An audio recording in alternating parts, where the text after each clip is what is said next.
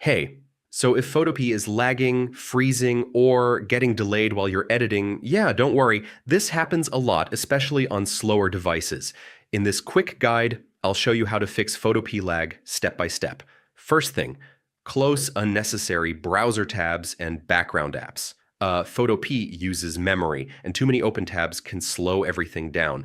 Next, refresh the page. So, this clears temporary glitches and can instantly improve performance.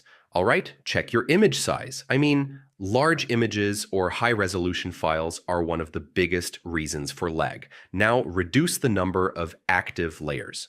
Too many layers can slow down editing, especially with effects applied. Next, disable heavy effects like blur, glow, or shadow while working. So these effects can make real-time editing slower.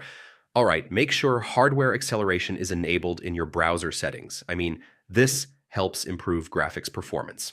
And yeah, try incognito mode or switch browsers. This removes extensions that might be slowing things down. So that's how you fix Photopea lag issues. Once you optimize these settings, editing becomes much smoother.